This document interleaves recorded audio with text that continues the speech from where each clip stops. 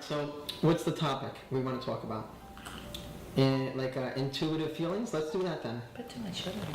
I really didn't. Alright, intuitive feelings is the topic. Okay. So, intuitive feelings, obviously, for those of you who are watching, are feelings that we get when any situation occurs, right? It's a feeling inside. It's a feeling in our mind, in our heart. We don't know why, we don't know how, although it's a sign. It's a feeling we get, and a lot of us choose to listen to them, and some of us choose not to listen to them. What would be your feedback on that? Because with hearing what you said before recording this, I was like, I gotta grab the camera and hear what you gotta say. But yeah, share as well, baby. Yeah, I was just telling you that, we all have intuitive feeling, intuition, but we're just not aligned with it, It's not something that we're in touch with, and we ignore it, and that's why, situations happen, and then we say, oh, I had that feeling, or, you know what I mean? Duh, I should have went with my first instinct, A lot of people say that too, my first instinct. But I'm a true believer that first impressions are everything. You cannot take back a first impression. Some people say, 2 or 3 times later, you can erase the first impression. I don't feel that way. I feel like first impressions are crucial. Because that's what the person is basing and formulating their opinion of you on. So if you come out and you act like an ass, they didn't remember you as an ass. That's true. That's true. So okay? I'm ignoring the camera for once. But I just feel like, your intuition, your first impressions of someone, people, maybe they were nervous, or maybe they were people make too many excuses all the time. It's excuses, and then what they're doing is they're fighting their intuition, and they're not listening to it. Well, one thing I wanted to mention with what you said, because first impressions are extremely important, but also, I believe, and let me know how you feel as well, second and third and fourth impressions are important as well. Why? Because you don't really get to know the person all together the first time. You may judge them based on what they're wearing, or maybe who they associate with, or how they talk, or how they move their hands or body language, or the feelings you get from them just with energy. But the second, third, fourth, fifth, and I'm joking, that goes on and on. Those impressions are important also because you realize things about them as you grow a relationship with them, as you grow a bond with them. Like, for example, you and I, right? We've been married for over 2 years now. And why I bring that up is because the first impression, I was like, okay, beautiful woman, smart, good tipper, right? I met you delivering food. Or do you still owe me that tip? No, I'm like, so there was a lot of good things that I was like, wow, I really want to get to know her even more. And then, as we grow our relationship, we learn things about each other that we didn't the first day. You learn my good habits, my bad habits. You learn things that you love about me and things that you would, change or encourage me to work on or do better, and vice versa. So what would you say about that? Second, third, fourth, fifth impressions, we learn a lot more about the person. And then also, we know if they are someone we want to be with or not, if they are someone we want to be friends with or not, if they are someone we want to work with or not. It's so true. You have to have those people around you that you feel good about, and you want to associate with, you want to connect with. You feel good about, I'm connected with that person. Yeah, I'm associated with that person. So, go ahead. Well, I just want to add to that a little bit. That's a very good point. Like you said, it's always, the second and the third and the fourth time where, that opinion is still formulating and, you're learning about the person. That's very true. But what I want to add to that is being observant. Like you have to be that person that's always observing. Not only that person, but how they're reacting in certain situations or interacting with other people as well. You know, you might see like for example, you go out on a date and the guy is you're you know sweet to your date or your partner or whatever, but then the waiter comes over and makes a mistake and they're like, you know, a complete or whatever, and you're like, I don't like the way that they just treated that person or talked down to that person, or you know, like, are they rude, are they obnoxious, are they nice, are they caring, you know? So I think, you know, always observing is a good thing too, you know, and yeah. Yeah, no, I appreciate that, because they may be putting on a certain front with you or another person, and then you see how they they act so different with maybe an outside person, where they feel like, oh, I'm not here with that person. That's another thing, you know, everyone to a certain degree, you know, in social atmospheres. It's been a while since so many years ago when I actually did have a job, many years ago, long time ago, I don't even remember. Thanks to me. But yeah, you know, I made it was like a pet peeve of mine to not curse and use foul language at work, because I didn't want them to see me in that light. Now let me be with my sister or my friends or, you know, at home, and you know, or a video. You thought I was a sailor, okay? I mean, it was, you know, every other word, and it was this, that, all this curse words, you know. So that's what I mean, that by, you know, in certain social, you know, atmospheres, people behave in different. You won't go into a church and, you know, be wearing dressed a certain way, or behave a certain way, or if you're in court, or, you know, so people act. But if you go to a bar, you know, you're gonna be yourself, and you're gonna drink, and you're gonna, you know, wear what you want, and, you know, so it just depends. And like I said, I think to a certain degree, everyone puts on a certain, you know, facade, or, you know what I mean, a certain way of acting, you know, because they feel that they should behave in certain ways in certain situations. Well, I will tell you one thing. It is a beautiful feeling when you can genuinely be yourself around people. Because it is true, a lot of people, they don't feel comfortable in their own skin. They don't feel comfortable sharing who they are. So many people judge people, and they get afraid of that. What is this person going to think? What is that person going to think? But when you truly, and I still am in a place and continuing to get better and better, where I could be myself with anyone, and feel good about it. Because doesn't it feel so good to be yourself? And people will either appreciate you or not. And those who appreciate you, great. Those are people you want to connect with, maybe. Those are people that appreciate you. Those that don't, hey, there's nothing you can do about that. You know what I mean? So really quick, let's jump into a few minutes of the what if. Because before, you know, we were talking about what ifs and how that can affect our lives and how we sometimes let it overwhelm us. You've shared some experience. If you want to share that, cool. If not, cool. I'll say a few words about what if. And for those of you who are watching, what if are words that literally don't exist. I mean, the words exist, but the meaning behind it, there is no existence to it. What do I mean? What if the video stops recording right now? What if I ran out of coffee? Well, that'd be pretty bad, right?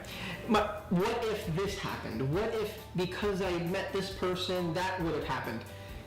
What happens is you can create all of these stories or all of these events or situations, and they aren't true.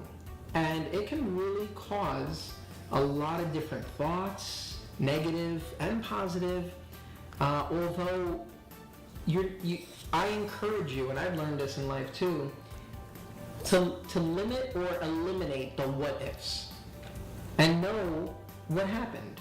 I met this person.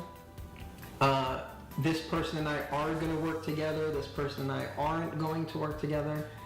Babe, let me have you share some words on the what if, because the way you shared it before came across so awesome, and I just can't duplicate that.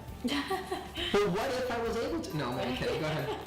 Yeah, I know. That's like hard now. Now I'm like, oh my God, what did I say? But no, like, you know, I mean, to me, what if is dangerous. Because, it's the what if stage or syndrome where it's like, what if I would have done that? What if I didn't do this? What if, and you can imagine how many different what ifs you can do. So you will be stuck in what if, and you're like, I was telling you, I was in the what if stage, and I think I'm embarrassed to say, I think it was like a year or two, where it's like everything was what if. What if this? What if that? What if I didn't do that? What if I did this? And, you can't live your life that way, because it really will tear you up on the inside, because to me, when I got out of it, it's like, you want to learn from your experience. The experience happened. So, you have to take out of it the lesson that you were meant to take out. So you could say, well, what if I would have done that? Okay, maybe this would have happened. And really it's all speculation, it's you're not going to know for sure, well, if I did that. And it wasn't meant to be. So that's how I feel about it. It's like, if it was meant to be, then it would have happened, and it wouldn't be no what if. Either you weren't ready for it, or it just wasn't meant to work out at that time, and you needed to learn a certain lesson. So that's how I feel about what ifs. And it also it goes into fear and worry, because when you're in that what if, and that creates anxiety, and it can also trigger other things like depression and nervousness, and it's just not something that you want to continue to dwell upon. I'm not saying don't analyze the situation and learn from it and take what you can, and maybe get, different insight, which is always helpful. Maybe somebody's seeing something a different way that you didn't see something, but you have to be open-minded to that. So, that's what I feel about the what if. Well, there was a lot of lessons in what you just said. The fact of other people looking at different, things differently, different perspectives. And then also having lessons throughout your journey of life. A lot of us feel that, sometimes we'll have an experience that may not be so positive, and we think it's the end of the world, and we think, oh, it can't get any worse, and things of that sort. But when we realize that those negative experiences or things that we feel that may not be so good or whatever, those are the ones we learn the biggest lessons from. Those are the experiences that teach us, okay, well, maybe this is what I can avoid next time, or this is what I can, learn from this and apply moving forward. And I really think those are what builds us to become stronger. Because, we always hear it, what doesn't kill you makes you stronger, right? And we hear that a lot. And nowadays, as I'm growing with self-development, and you are as well, babe, and you have for a while, everything that we've heard in our childhood, I'll think about it to myself before repeating it. Because a lot of the things we've learned during our childhood and we're used to hearing, like the expression, not to get off topic here, I have ADDD, money doesn't grow on trees. It's another one where we've always heard that from our parents, from our friends, wherever. And the truth is that that's saying there's a limitation on money.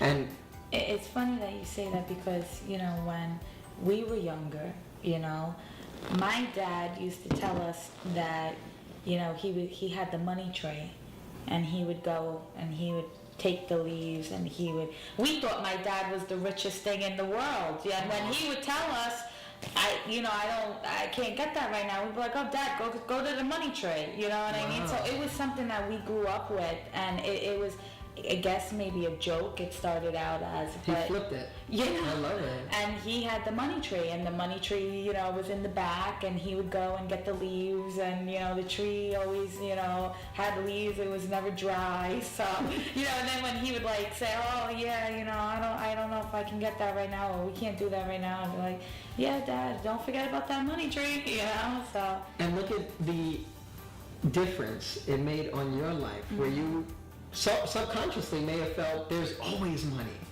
There is no I can't do this. There is no I'm not able to do it.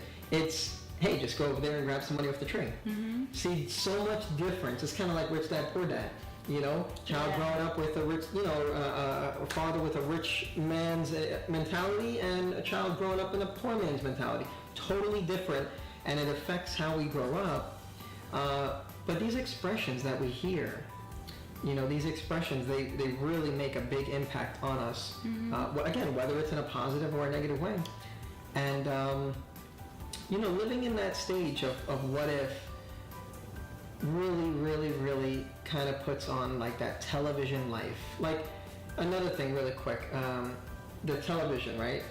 I don't watch nearly any TV anymore, but the reason why I bring that up is because I always felt that everything on TV wasn't real, in a way. Like, if you're a celebrity or you're on a TV show, it's not real. And I know some of you may be saying, well, what do you mean, Rob? That's weird. TV is real. I just never associated TV life with real life. And maybe it was subconscious things that my family said, parents, whatever. But I felt, I could never be on TV. It was this distant thing that I never believed was possible. Or you have to be this, miraculous person in order to get a TV show or to be on TV. And now I realize that you create your own TV. Right now we're on TV. It may not be on the public channels for outside, but you switch to Robert Mercado and Ali Mercado's channel right now, you're watching this, right? We're on TV. No, but I'm only kidding and joking a little bit as well. We're on that thing called the internet. The internet, exactly, right? And the reason why I bring that up is because I encourage everyone watching this to really analyze the things that you've grown up and have heard, things that you say as well. Kind of monitor what you say, because I will tell you, the words you say now, the conversations you have with yourself now, is where you're headed in the next 3 to 5 years.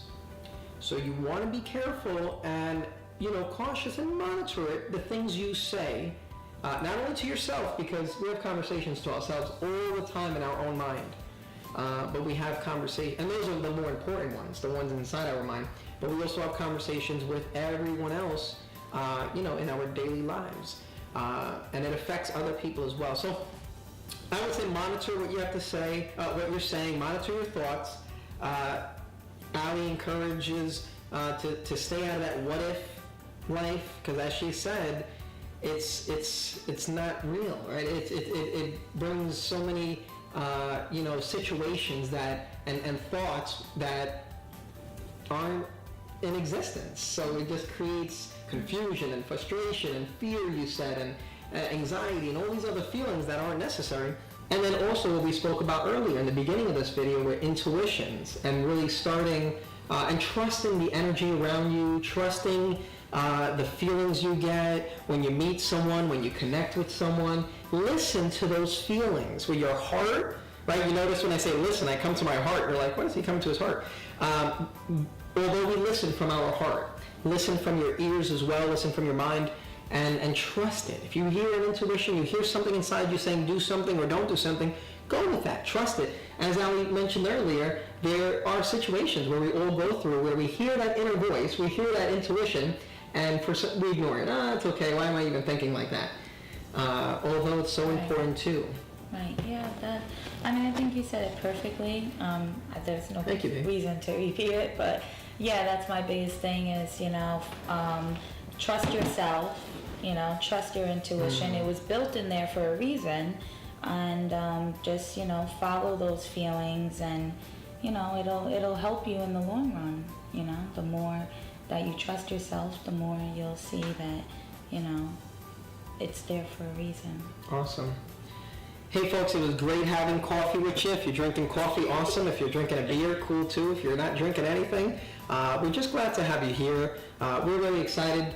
We kind of did this on an impromptu, right? And we just said... Yeah, we were supposed to be relaxing, having a cup of coffee. We got into a deep conversation. Hey, after talking with Ali and hearing the conversations and, the thoughts that, how she... observes and analyzes things, it had to be on camera. So we decided I decided and encouraged her to agree, if that makes sense. Yeah, really, look at this hair right now. I'm like, dude, no, really? So, anyway, folks, we appreciate you. Look forward to our future videos. we may be actually looking to do something like this on a more consistent basis so that we can provide value to you. Please like and comment this video if you liked it. If you want to share it with your team, with people you know, if you've gotten some value out of it, we appreciate it. And we'll see you on the next video. Take care, guys.